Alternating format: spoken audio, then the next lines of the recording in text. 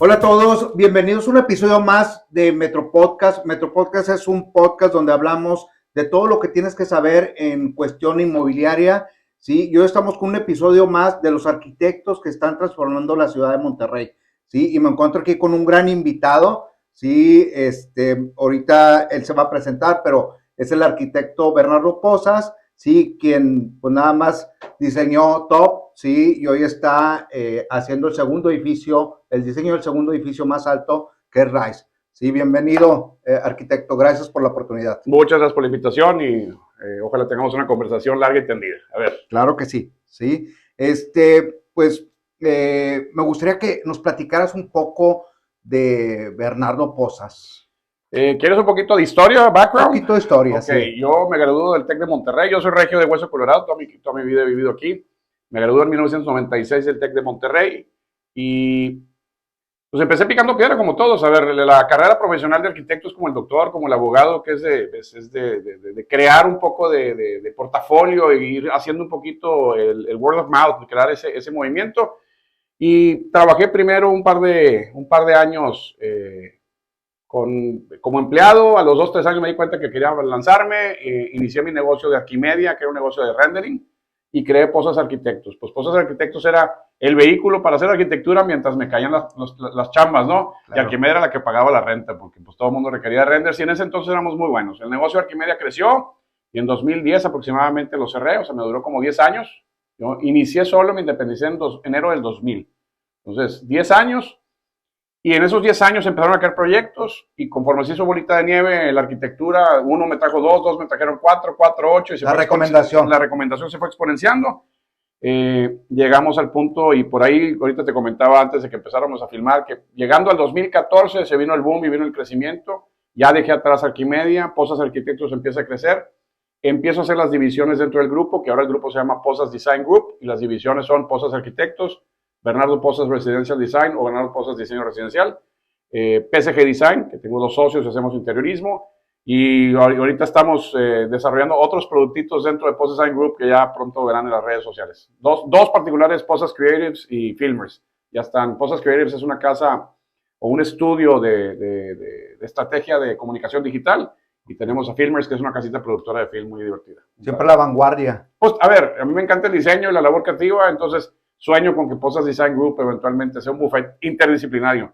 Estamos con planes de desarrollar un estudio de paisajismo y más cosas, pero bueno, paso a pasito, despacito, como dicen, despacio pero sin pausa. Bueno, pues te conozco de hace años, conozco tu trayectoria, sí, y la verdad, pues felicidades por todo esto que has logrado y posicionado tu nombre como arquitecto, sí, hoy te conoce todo el mundo dentro del medio, sí, y para los que nos escuchan fuera de aquí de Monterrey, el arquitecto Pozas diseñó Top. Platícanos un poco de Top.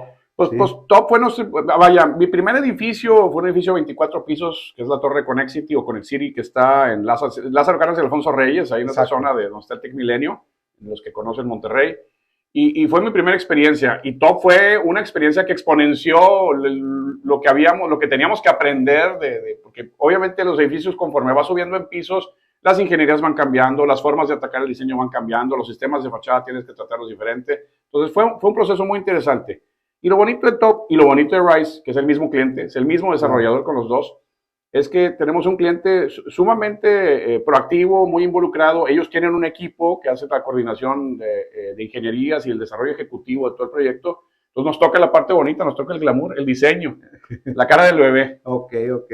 ¿Y cuál ha sido el reto, por ejemplo, en este tipo de edificios que estamos hablando de más de 70 pisos? Sí, a ver, son proyectos que empiezas, insisto, los temas estructurales son mucho más retadores. Claro. Por múltiples razones, obviamente por las cargas, por las dimensiones del edificio, por la carga del viento. Por ejemplo, en Top hicimos unos primeros análisis de viento y nos ganó todavía la planta muy cuadrada, muy eficiente. En Torre Rise, el túnel de viento nos está indicando otras formas, otro tipo de detalles arquitectónicos para combatir esa carga de viento que tenemos.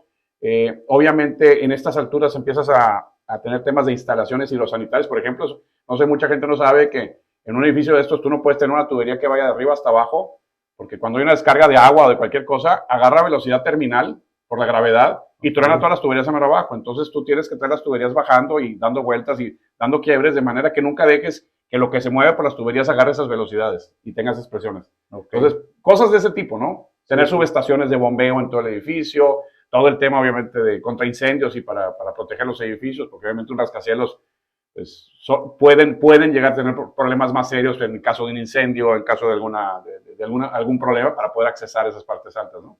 Oye, qué padre, o sea... Muchos ángulos, hay muchas cosas que hemos aprendido. ¿Qué más le puedes compartir de esta experiencia tuya en rascacielos? Porque pues ahorita son los que están posicionados. Pues hemos tenido la fortuna, sí, hemos tenido la fortuna que tenemos un cliente con espíritu aventurero y tratando de posicionar a Monterrey como una ciudad que brilla por lo tal. Creo que Monterrey siempre ha sido una ciudad vanguardista. A lo mejor no tendremos la historia cultural que tiene la Ciudad de México, que era un centro cultural antes de que llegaran los españoles. Monterrey pues apenas tiene 400 y pico de años, pero siento que el espíritu regio se había reflejado en este empuje de este tipo de torres. Top le ganó por 4 metros a la costanera, hermosísima torre que hizo César Pelli en Santiago de Chile. Y Torre Rice, mi cliente, su intención es entrar a los top 10. Estamos todavía con el diseño de la antena y el diseño de la antena final nos va a meter, no sé si top 5 dentro de todo el continente americano. Es decir, Torre Rice va a competir realmente con Chicago, Nueva York, Toronto, Seattle. O sea, vamos a estar en esos niveles. Oye, qué interesante. Sí, y tú cómo ves este crecimiento exponencial que hoy se ven verticales en Monterrey. Digo, somos muy empujados a darle, sí, gente trabajadora, gente que ya no es solo la capital industrial de México, ya es también la capital de la inversión inmobiliaria. Es correcto. Sí, y está llegando extranjeros de todos lados, llegan 20,000 personas flotantes que no son de aquí al año y que requerimos 1,500 viviendas promedio por mes. ¿Qué opinas de la verticalización que vive Monterrey? Mira, yo creo que es algo natural porque las ciudades tienen que escoger, y es un tema muy controversial, las ciudades tienen que escoger entre aumentar la mancha urbana, entre extenderse, lo cual genera costos o costes, como dicen los españoles, costes muy altos en temas urbanos, en temas de infraestructura urbana. El transporte se vuelve más caótico, tienes que invertir cada vez más en transporte y entonces densificar los centros urbanos de una manera inteligente, que yo creo que lo inteligente es haciéndolo uso mixto. Torre Top y Torre Rise son verdaderos usos mixtos. Claro. Torre Top tiene hotel y oficinas y la torre de atrás es puro departamento. Torre Rise va a ser esos 3 componentes en una misma torre. Entonces, sí tienes que tener ese uso mixto que permita que no sean fuentes, ¿sí? No ocasionen, ¿sí? Claro. Este movimiento masivo en la mancha urbana, ¿no? Entonces, insisto, es controversial, hay gente que critica la densificación porque la infraestructura urbana ahorita no es suficiente o la infraestructura hidráulica o la infraestructura eléctrica. Yo creo que es mejor mejorar el grid eléctrico, mejorar la infraestructura y mejorar la calidad para poder densificar que extenderse. Claro, o sea, que irte a las orillas como estábamos. Y para los gobiernos locales también es mejor, porque concentras el pago predial. O sea, el pago de impuestos de la propiedad, o sea, en la zona lo densificas y haces cada vez, digo, en un país como México, tema controversial, hacer más ricos a los municipios, ¿verdad? Porque no sabemos dónde termina todo el dinero, pero es importante sí generar ese recurso que quede en el mismo municipio y que se concentre. Yo sí creo en la densificación de forma sana, de forma planeada. Yo creo que ahorita Top y Rise son 2 torres que pueden soportar perfectamente todo el centro del área metropolitana. Excelente. Hoy hay varias zonas que se están desarrollando de forma vertical, ¿sí? ¿Qué opinas tú de las ciudades a 10, 15 minutos? Estar cerca de todo, y esto nos lo viene a brindar la verticalización. A ver, la verticalización, insisto, mientras sea un uso mixto con la mezcla correcta. Estados Unidos, por ejemplo, creo que Austin es un caso muy, muy bueno. Austin fue el claro caso del centro urbano que se desarrolló, se volvió exclusivamente de uso comercial y corporativo, oficinas y comercio, y todas las áreas dormitorios eran los suburbios. En la noche, todo el mundo se salía del centro y se iba a los suburbios. ¿Qué pasaba? Que no quería salir a caminar a las 8:30 de la noche en el centro de Austin hace 15 o 20 años porque no hay inseguridad. Houston igual.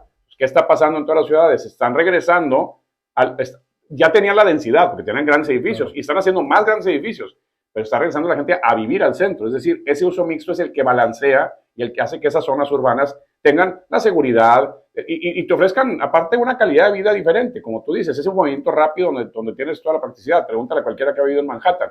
Con todo el caos que es Manhattan, la isla, la realidad de las cosas es que tú vives en una manzana en la que se te antoja comida china a las 3 de la mañana y de seguro está en la manzana allá abajo. Y bajas. O sea, esa facilidad, ¿no? ¿Crees que lleguemos a ese nivel, Monterrey? Pues mira, las ciudades, y particularmente algunas ciudades americanas que están más al norte, tienen la ventaja del clima. Entonces, obviamente, el salir a caminar en Monterrey, el volver a una ciudad donde te mueves caminando o con un sistema colectivo muy corto, pues yo creo que sí puede jalar. Es un shift, va a tener que haber un cambio cultural. Me pasa mucho, donde estamos localizados en la oficina, de repente la generación joven se quejan porque tienen que estacionar, todos quieren traer auto, obviamente, claro, y tienen que estacionarse a 5 calles de aquí para poder encontrar estacionamiento, ¿no? Y yo les digo, si estuvieras viviendo en Madrid, no te quejarías absolutamente nada. ¿Sí?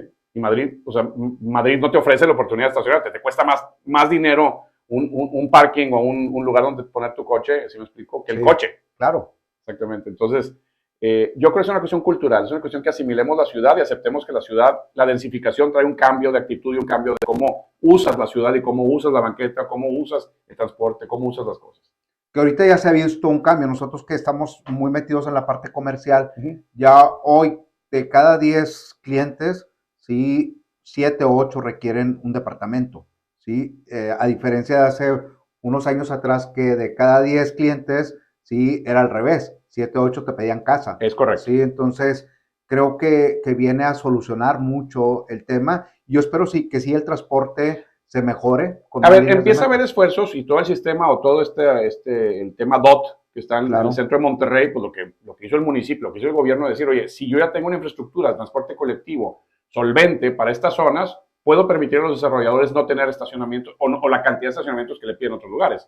Me ha tocado. Hay proyectos en ciudades, en centros urbanos de Estados Unidos que serían imposibles en México precisamente porque allá ya aceptaron esta idea que no tienes que tener esa cantidad ridícula de estacionamientos. Aquí yo quiero hacer una torre y tengo que tener casi los mismos metros cuadrados de estacionamiento que rentables. Claro. Entonces, sí, porque estamos muy acostumbrados todavía al coche, ¿no? Entonces, absolutamente. Creo que en la medida que, como dices tú, cambiamos ese chip de usar menos el coche, sí, pero si hay un mejor transporte público, pues esto va a ir mejorando. Que el cambio de chip ya lo hay, sí. Ya la gente acepta un departamento y está cambiando metros cuadrados, sí, por metros cuadrados de calidad y amenidades. Pero todavía estamos en ese punto donde a ti del municipio te exige que si vas a hacer una torre de departamentos, por más que sea un estudio de 55 metros cuadrados, tengo que tener mínimo un cajón para ese estudio. Exacto. ¿Sí? Te digo, hay lugares de Europa que son los más avanzados y donde las densidades se han balanceado mejor. O sea, los centros urbanos europeos creo que todavía le ganan en calidad de vida a los americanos, ¿sí?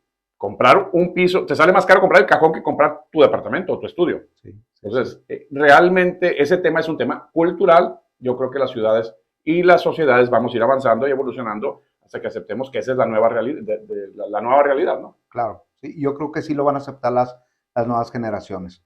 Sí, ¿cuál es tu cada vez tienen más mundo los jóvenes y cada vez entienden más, entonces asimilan más rápido porque han visto en otros lugares del mundo cómo se vive, qué sucede, qué no sucede.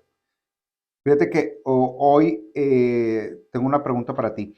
El metro cuadrado de departamento pues va desde los 50,000, sí, hasta los 140,000 pesos. Dependiendo del nivel. Metro cuadrado, dependiendo de la ubicación. Pero te estoy hablando en un radar pues muy corto, de Valle Poniente, Centro, Valle Oriente. Sí. ¿Sí? Como arquitecto, ¿sí? ¿Cómo cuidas que sea realmente negocio para el desarrollador, pero que también puedas cumplir con todo lo que te exige como arquitecto hacer este diseño de edificios? A ver, a nosotros nos gusta pensar que no hacemos arquitectura de ego, hacemos arquitectura con sentido común. A mí cuando me contrata un desarrollador, mi primera responsabilidad es hacer que el proyecto sea viable, que sea rentable y que sea eficiente.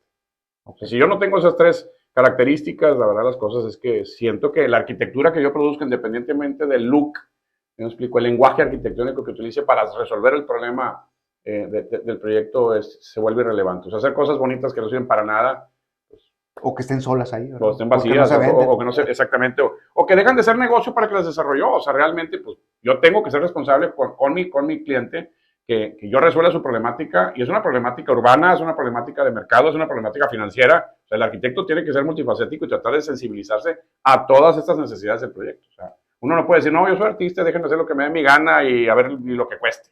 Ok. ¿Estás de acuerdo? Sí, o sea, sí, totalmente. Sí, fíjate que está pidiendo el Ah, mercado no, y demás. la tentación siempre existe, ¿verdad? Pues qué padre que te digan, oye, haz lo que te dé tu regalada gana, güey. Si no tienes presupuesto ilimitado, es lo más divertido del mundo. Pero qué aburrido, porque no tienes retos, o sea, no tienes esa necesidad de resolver una problemática.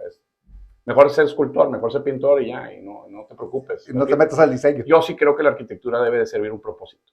Okay, y el propósito es proteger al ser humano, es darle ese espacio donde van a llevar su vida. Somos los escenógrafos del teatro de la vida. O sea, creo que debe haber un propósito en la arquitectura y debe servir una función. Creo que la arquitectura debe de ser sofisticada, debe de proponer, pero al final del día debe ser servil. Ok. De hecho, en tu proyecto de RISE, la verdad es un proyecto que invita mucho al peatón a que se integre dentro del proyecto. Va a ser de la primera torre en Monterrey, que va a tener un sky deck en donde vas a poder subir a vivir la experiencia de ver Monterrey a 400 y pico metros de altura. Todavía no tenemos el número final, pero van a rondar los 450 metros. Wow. El deck no, el deck va a estar bajito, va a estar más abajo, como a 400 metros. Que hace falta un mirador, ¿estás de acuerdo? Sí, de la ciudad. Ya ahorita, la arquitectura... Ya le tapamos a la vista al mirador del obispado. Exacto, sí, entonces, bueno, mira, otra pregunta que yo te tengo, la verdad es de que, tú haces unos diseños de casas increíbles, o sea, me encantan tus diseños, sí, y digo, aquí está, para los que nos ven en los canales, está una de las pusimos ahí una imagen de fondo, sí. Sí, ¿cuál es la diferenciador de reto? O sea, porque aquí te contrata alguien que la va a vivir y acá te contrata alguien que está haciendo negocio. Para mí la casa es escala humana y el edificio, aunque debe de respetar y proteger la escala humana, es escala urbana. Entonces, las escalas son distintas, ¿no? Yo aquí me meto al detalle con mi cliente de decidir casi la bisagra y la chapa de la puerta, ¿no? En un edificio de ese tamaño son cosas que yo decido casi unilateralmente mientras mantenga los costos y respete, ¿sí me explico? Sí. La mayoría de los desarrolladores no van a discutir esos temas conmigo. Los desarrolladores van a discutir si acabados, la percepción del espacio, el feeling del espacio, ¿no? Pero no al nivel de detalle que tienes esto. O sea, para mí, la casa es la arquitectura y el interiorismo hasta sus últimas consecuencias. Okay. Es una extensión, así como a mí me encantaba, gran parte del trabajo de Frank Lloyd Wright me gusta, hay trabajo en su vida tardía que ya tampoco, lo reconozco y lo aprecio, pero no me gusta personalmente, pero tiene proyectos espectaculares en donde él diseñaba el luminario de la pared, de la botonera, diseñaba la chapa, la rejilla, el aire acondicionado, o sea, él se metía realmente casi como arquitecto / diseñador industrial a desarrollar absolutamente cada detalle de la casa. Cada mueble, cada pieza, sí, diseñaba sus muebles, todas las carpinterías, etcétera. Nosotros con las casas podemos hacer eso. Con los edificios, con los plazas, edificios altos, etcétera, pues obviamente tenemos que tener una visión un poquito más práctica y un poquito más que responda al negocio que estamos ayudando a desarrollar. Oye, Arqui, ¿cómo ves hoy la arquitectura pues la realidad es de que en pandemia toda la parte arquitectónica vino a ser un boom en nuestra ciudad. O sea, antes de pandemia no se veían tantos edificios, hoy se ven muchísimos edificios, ¿sí? ¿Qué opinas tú de toda esta competencia arquitectónica? Porque hoy realmente juega un papel muy importante quién diseñó el edificio. Sí, a ver, estoy de acuerdo, pero esas son marcas, son estatus. A mí me interesa a veces más rascarle un poquito, irme en profundidad. ¿Qué está pasando? Creo que lo que modificó la pandemia en la arquitectura o lo que impactó al mercado, yo creo que todavía no vemos el alcance total, y si va a ser mucho, va a ser poco, va a ser medio. O sea, creo que todavía estamos viviendo las consecuencias de la pandemia. Lo que sí vi yo con la pandemia es que toda la gente... Número uno, y esto es más existencial y filosófico que arquitectónico, yo nunca había visto tanta gente con miedo a morirse. Claro, porque sabes que si te da el virus, te puedes morir. Entonces, nunca había visto con gente con tanto miedo. Entonces, creo que hubo un shift cultural, social, en donde mucha gente revaloró lo importante en su vida. Dos. No te sé llegar a una conclusión completa, pero dos. Todos, marido y mujer, todos estaban encerrados en sus casas. Así que todas las dolencias de las casas se recrudecieron, ¿no? Si el marido llega a la casa porque la vivía en la oficina, no llegaba en la noche, ahora todos los problemas de la casa los vive todo el día. Claro. Entonces, la negociación entre matrimonios de, ok, la casa nueva, o vamos a remodelar, o vamos a hacer una oficinita, o sea, hubo mucha visión de cómo reestructurar el espacio para poder funcionar con este nuevo reto que fue la pandemia y este nuevo reto del encierro y este nuevo reto del home office y de los niños, o sea, en escuela virtual en la casa, o sea, familias enteras. Digo, ahora sí, verdaderamente creo que todo el mundo reentendió el amor, ¿no? La tolerancia, los que han sobrevivido fue a base de tolerancia. Pero todo eso tiene un reflejo y tiene un impacto en la arquitectura. ¿Cómo se reflejó en el requerimiento de tus clientes antes de pandemia y luego post pandemia? En los alcances de lo que debe de cumplir una casa. Cuando antes tú decías, no, hombre, yo no necesito un gym porque puedo hacer ejercicio no sé dónde, y no necesito una oficina porque yo estoy en mi oficina todos los días y llego a la casa a vivir, y yo no necesito tener un cuarto X para que estén los niños, sí, que no escucharlos porque los niños pueden ahí ver su Zoom de la escuela. Entonces las casas tienen pequeños impactos. Yo no sé si tan pronto quede en el olvido, si es que quedará en el olvido el COVID, que volvamos a nuestras viejas prácticas. Creo que vamos a quedar un poco impactados. Y el tema de los edificios igual. A ver, de hecho, creo que leí cuando se empezaron a hacer los primeros así como polls y estudios de lo que estaba impactando en el tema comercial, creo que fue a finales del 2020 que Forbes anunció que decía, no sé, de los 100 tops CEOs, el 75% cree que el uso de oficinas en metros cuadrados de todas las corporaciones se va a reducir un 50% para el futuro. ¿Por qué? Porque todo el mundo descubrió el home office o descubrieron el trabajo remoto y pues empiezas a cuestionar, oye, pues ¿cuánto me cuesta que este compadre esté en su casa? ¿Cuánto le cuesta a él su calidad de vida? Que no tenga que hacer el commute y ir y venir y no tener un metros cuadrados ahí con climas, climatizando un piso. Es más, antes de la pandemia, tengo entendido, y me acuerdo en un foro del norte, Alberto de la Garcebia dijo que Monterrey tenía 6 años de oferta de metros cuadrados de oficinas. Ok. O sea, 6 años. Bastante, ¿verdad? Sí. Sí. Yo no sé si ahorita alguien ha hecho ya el estudio y si siguen siendo 6 años o ya se multiplicó y hay 10 años de oferta, o sea. Sí, imagínate, con todo, la verdad fue un sector muy afectado dentro del medio inmobiliario, lo que fue yo creo que más las oficinas que el comercio, porque el comercio lo cambiaron por áreas de experiencia. Sí. El comercio ya venía impactado por el Big Tech, o sea, por las plataformas tipo Amazon, etcétera. O sea, de hecho ya antes de la pandemia ya estaban cerrando, en Estados Unidos cerró Saks Fifth Avenue y estaban cerrando tiendas, los big boxes, porque pues el retail grande ya no tenía, ahorita de hecho está volviendo el retail pequeño, local, más una onda más de one-on-one, donde conoces a la gente. Más vivir una experiencia. Sí, exactamente, más de una experiencia. Y pues bueno, me imagino que hoy para los edificios, ¿cuál es la amenidad que más te piden? Porque hay una guerra de amenidades increíble, ¿sí? Y ¿cuál es una amenidad que te piden y cuál es una amenidad que marca realmente un diferenciador o que te cuesta un reto? Yo creo que depende mucho del nicho y depende mucho de la ciudad. Si me preguntas Monterrey, que es nuestra tierra, que es nuestro terruño querido, yo te diría que la capacidad de tú ofrecerle a alguien que vive en departamentos que cada vez se hacen más chicos, ofrecerles un espacio donde puedan recibir amigos, ya sea un salón social interior con un barecito, una sala de televisión para ver el Monday Night o la ficha, o en exteriores a una palapita, una pérgola padre, con asador, con una mesa padre para la sobremesa. Ese tipo de cosas creo que se piden mucho. Hay cosas que son obligadas como la alberca y el gym y esas pues son ya de cajón. De cajón. Sí.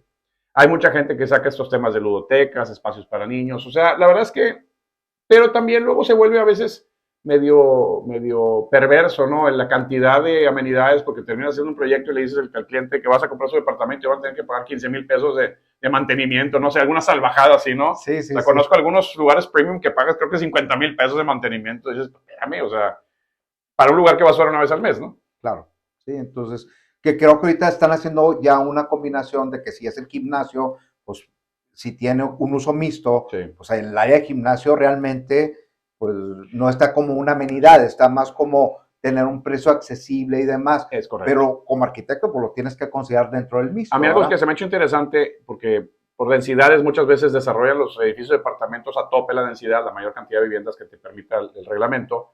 Lo que haces es tiras, no sé, unos 10 estudios, dependiendo de la densidad del edificio, 10 estudios, o sea, proporcionalmente un 5% de metros cuadrados de estudios extras o de cuartos extras o de departamentitos extras, y son departamentos de huéspedes que o hasta puedes rentar en Airbnb y te ayudan a pagar las amenidades del edificio. Entonces el inquilino, el que vive ahí, ya no tiene que estarle brincando con el mantenimiento. A ver, creo que hay muchas cosas muy creativas que están sucediendo en el mercado inmobiliario que permiten hacer los usos mixtos mucho más sustentables y mucho más nobles, ¿no? Las pantallas de publicidad vienen a reducir considerablemente el mantenimiento. A mí lo que no me gusta, y lo ves allá en Valle Poniente, es que te tienen estos letreros colgantes así pegados en el muro de un edificio que dices, hijo. Que dices, que si lo van a hacer, que lo hagan bien. Pero es un clásico de Monterrey, ¿te acuerdas? El edificio latino en el centro siempre tuvo la Coca-Cola, no sé, ahí montada en un lateral, etcétera. Espero no haberme echado un gol aquí con la marca.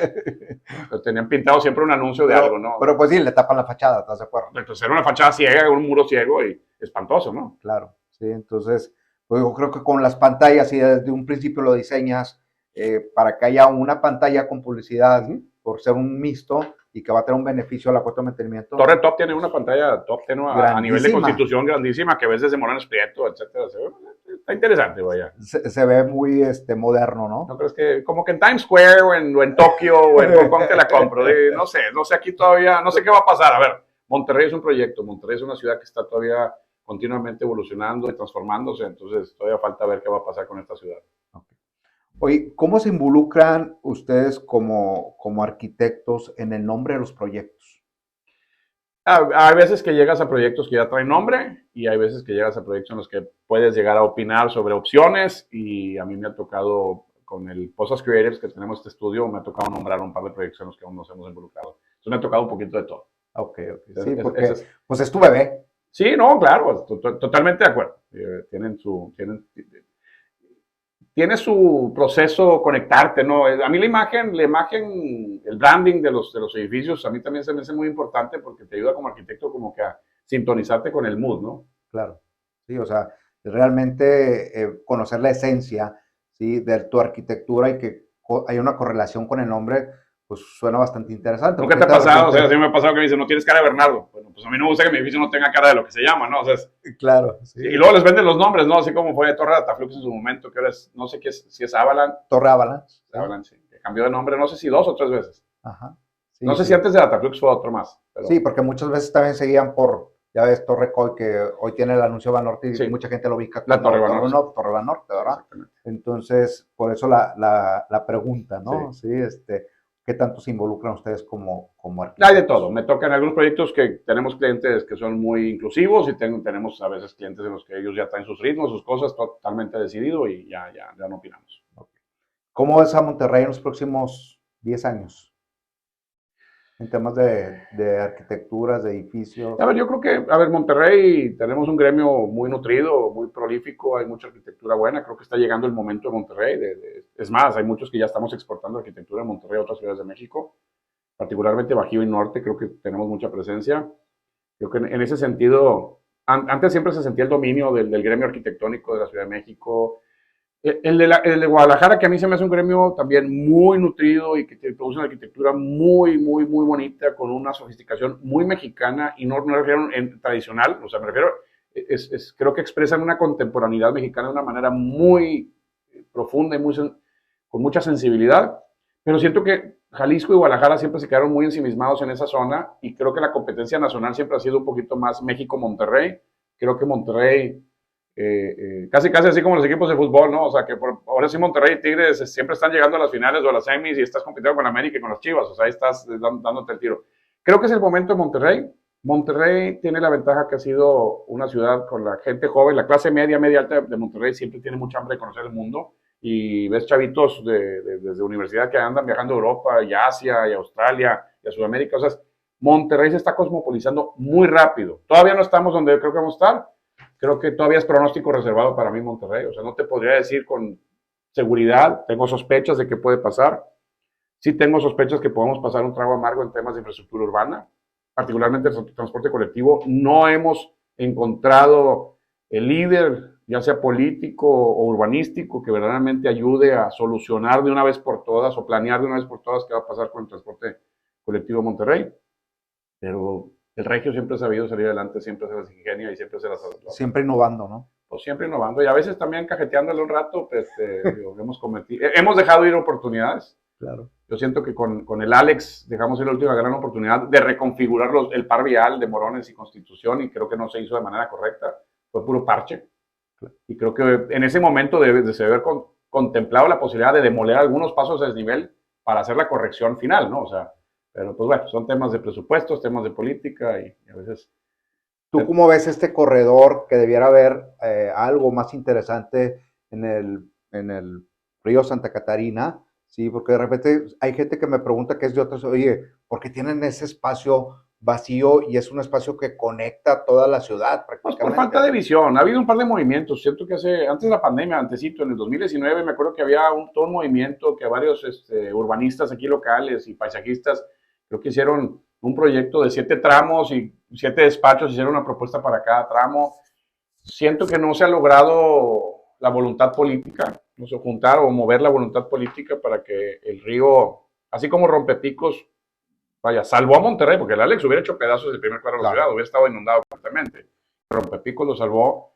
Yo no sé si algo de más obra hidráulica en los cañones acá atrás pueden solucionar el problema al grado de que una intervención y generar un cauce con X volumen en el río Santa Catarina que puede lidiar con cualquier cosa que le vente la naturaleza, nos podría permitir ahora sí planear algo más de largo plazo.